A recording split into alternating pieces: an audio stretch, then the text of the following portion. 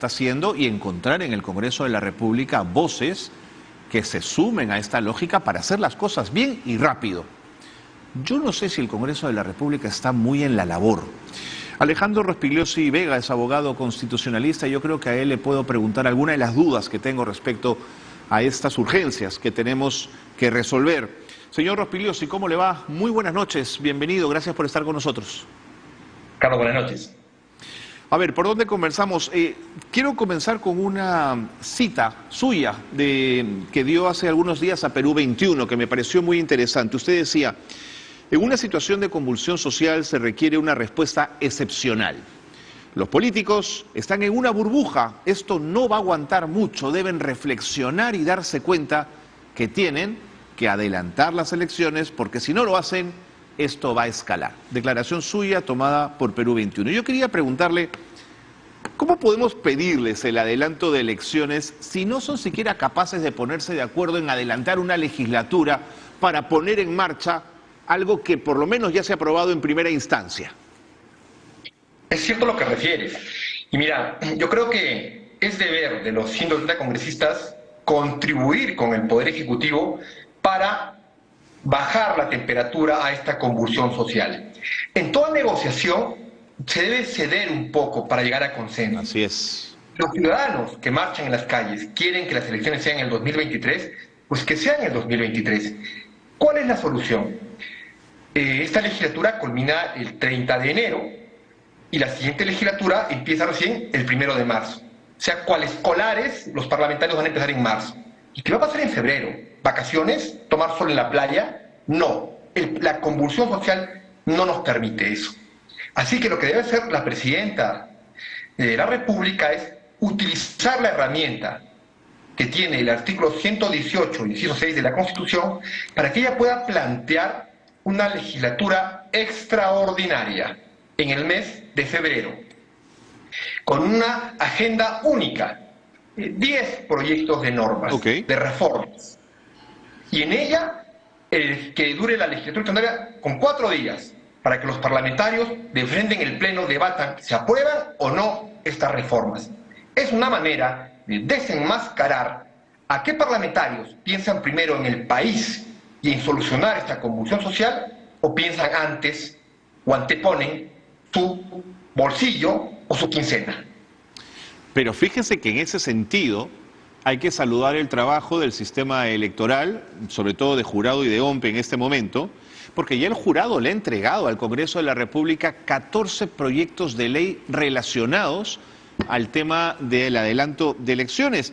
La OMPE ha entregado otros 6, es decir, tienen insumos. Mi preocupación es que yo creo que el Congreso considera intolerable sentirse una suerte de mesa de partes, aunque las normas planteadas vengan de especialistas en el tema electoral.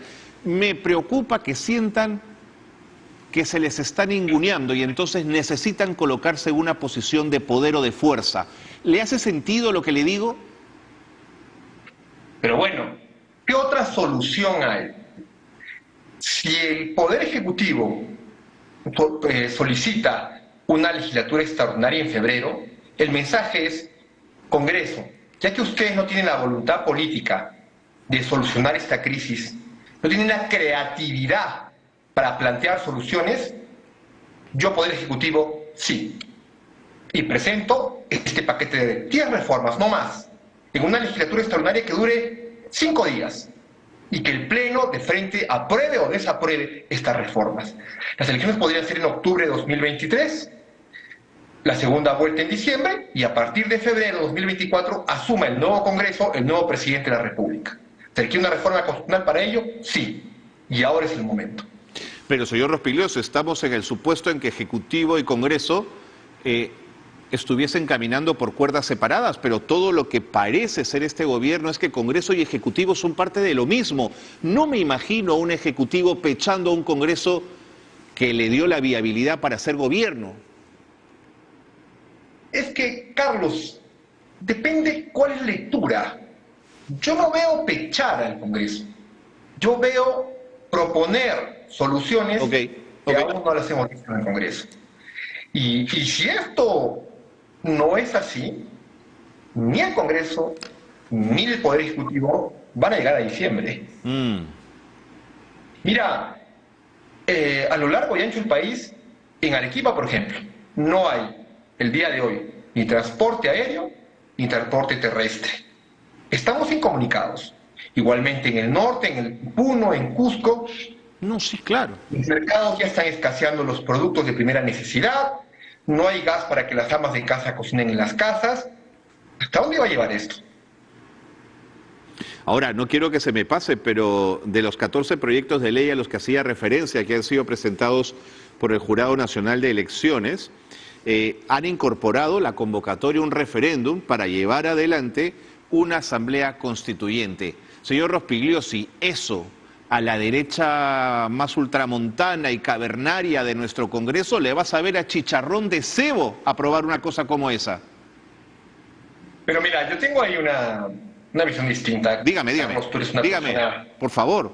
Nuestros vecinos de Chile, hace 4 años, en la convulsión de 30 pesos del pasaje de transporte terrestre, eran 30 años de olvido en el gobierno de Sebastián Piñera. Y Piñera logró acabar su mandato, pero propuso al Congreso una asamblea constituyente.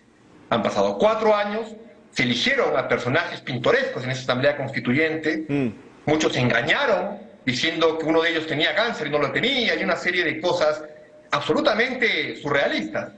Propusieron un texto más surrealista aún. Así es. Que no fue aprobado. Los mismos electores que los pusieron, así es, los mismos electores los despreciaron, así el texto se archivó. Hoy van a elegir una segunda asamblea constituyente para proponer un segundo texto. Y siguen estas idas y venidas. Mire, los Estados Unidos tienen una sola constitución, con varias enmiendas, pero una sola. Y que el problema no es la constitución, el problema es la ineptitud de los políticos que se han elegido a lo largo de los años, que no han sabido superar la pobreza y mejorar la calidad de vida de los ciudadanos. ¿Cómo puedes saber tú, Carlos, que de los 25 gobiernos regionales, de las 2.000 municipalidades provinciales y distritales, los 19 ministerios, a diciembre de 2022 han tenido una ejecución de gasto paupérrima, 55%, cuando en esos mismos distritos, provincias, no hay agua, no hay energía eléctrica, no hay puentes, carreteras, postas médicas, comisarías? Eso es ineptitud pura y dura. ¿Y esto qué tiene que ver con el marco constitucional? Absolutamente nada. ¿La Constitución puede mejorar como cualquier obra humana? Claro que sí. Correcto. Pero entender que la Constitución es la panacea, es la bola mágica para que solucionen todos los problemas del país, eso es una estafa al ciudadano. Es vender fuegos artificiales y nada más. Correcto, Alejandro, valioso, por supuesto, su punto de vista. Ahora, una pregunta ya más de fondo. Quizás se habrá perdido con los años, y tomo esto a partir de la crítica que usted hace a los políticos, ¿no es cierto? Se habrá perdido la lógica de la negociación política, siempre, por supuesto, teniendo el marco del bienestar del país en la lógica de esas negociaciones, que es incapaz de ponerse de acuerdo en mínimos para vivir en democracia. A veces me pregunto si los Montoya, los Cueto, los Williams, los que habrán impregnado al Congreso de la República de una lógica de la diatriba y la confrontación, como buenos militares que son, antes que el consenso y el diálogo. Tengo esa sensación. ¿Qué piensa usted? Que lo correcto es lo que tú refieres. Siempre el consenso y el diálogo es la manera de sacar adelante el país. Y los ciudadanos que han protestado, la mayoría tiene demandas legítimas. Falta infraestructura, mejore su calidad de vida. Claro, hay vándalos infiltrados con actos inaceptables. Por supuesto. Es cierto, pero la mayoría son ciudadanos que están olvidados.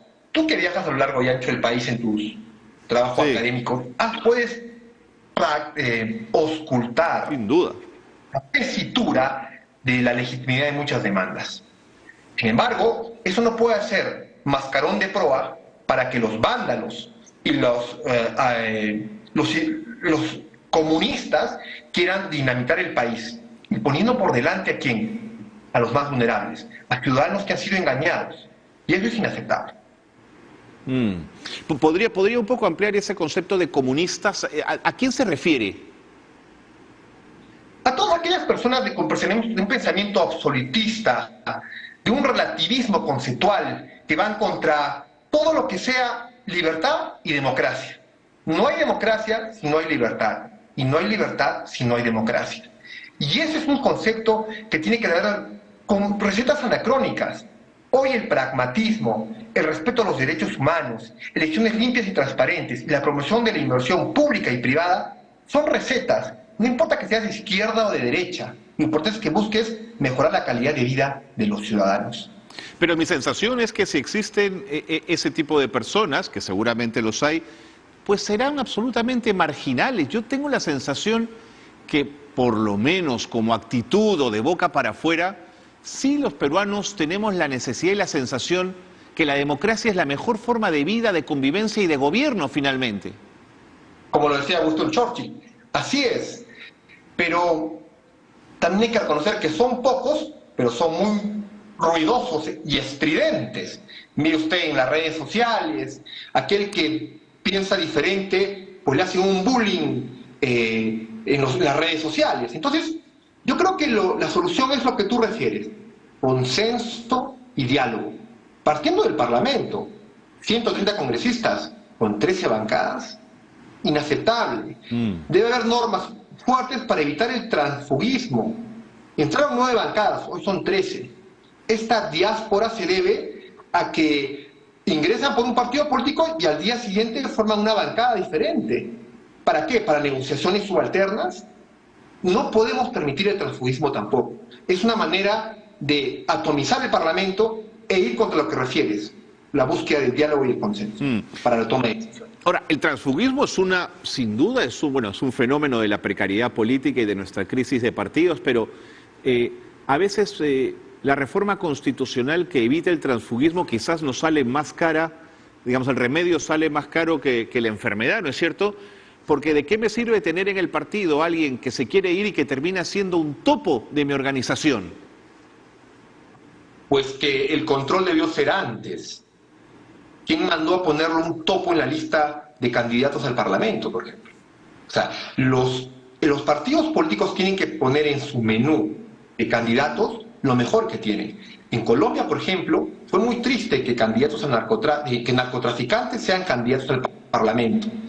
A raíz de eso, los partidos políticos colombianos aprendieron la lección. Y, por ejemplo, en las elecciones internas para proponer a candidatos al Congreso, hacen un escaneo con data mining de sus candidatos. Usan lo que usan los bancos para otorgar un crédito a un cliente, revisar si es un sujeto de crédito, revisar si tiene antecedentes penales, policiales, judiciales. ¿Cómo es posible que lleguen al Congreso parlamentarios con sentencia en primera instancia? Hoy están fugados del Parlamento, ¿de acuerdo? Entonces, eso es algo inaceptable. Y antes habían pretextos que no había presupuesto. Hoy los partidos políticos que han entrado al Congreso reciben millones de soles de los contribuyentes. Y esos millones de soles deben gastarse en hacer un adecuado proceso de headhunter de los candidatos, en capacitar a sus jóvenes y sus nuevos cuadros. No hay pretextos con los millones de soles que reciben hoy los partidos políticos de los contribuyentes para no hacer esa tarea. Sí, además la norma respecto a ese dinero que reciben los partidos es muy clara y tiene un énfasis, por supuesto, en capacitación. Tengo una última pregunta. Hoy he leído con atención lo que dijo Monseñor Cabrejos. Quiero leerlo para ponerlo a su consideración. Ha dicho, creo que es un clamor el adelanto de elecciones. Entonces, que el Congreso adelante la legislatura lo más pronto posible. Dicen que hay vacaciones, pero ¿cómo? ¿Hay vacaciones cuando tu hogar está mal? Políticamente y físicamente no podemos pensar en vacaciones. ¿Qué le parece esta frase de Monseñor Cabrejos? Coincido absolutamente.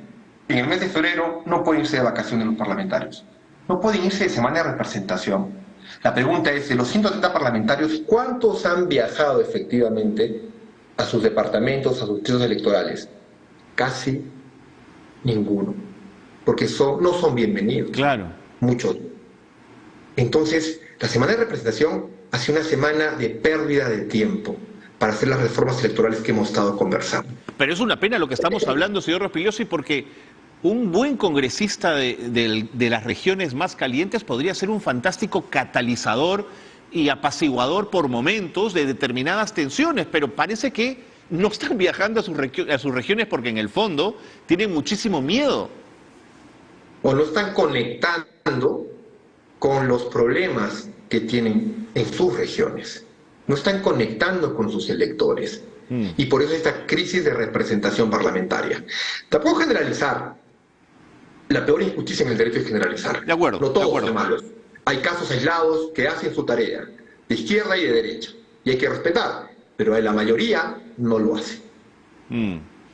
Finalmente quería destacar también lo que ha dicho el congresista Cabero, que dice que él se está apoyando en el hecho de que el proyecto para llevar a cabo las elecciones en abril del próximo año ya fue aprobado en primera votación. Y entonces lo que hay que hacer es ir a la segunda y dejarnos de historias para llegar a abril del 2024. Me parece que no está mirando el panorama completo. Lo que pasa es que el señor no sale de San Isidro y del Cercado de Lima de repente. El señor debería viajar a las provincias. Como lo hace usted, lo hago yo, lo hacen muchos de tus televidentes que te ven a lo largo y ancho del país, como Liga TV Perú. Y allí la gente, a este paso, no van a llegar ni el mes de agosto, ni el Congreso, ni el Poder Ejecutivo. Señor Rospilio, sí, muchas gracias por haber estado con nosotros, gracias por sus impresiones y por la discusión donde podemos tener puntos de vista diferentes, pero siempre bienvenidos. Gracias por haber estado con nosotros. Un placer, Carlos. Alejandro Rospilio Vega, abogado constitucionalista, nos estaba dando un poco las necesidades que tiene el sistema.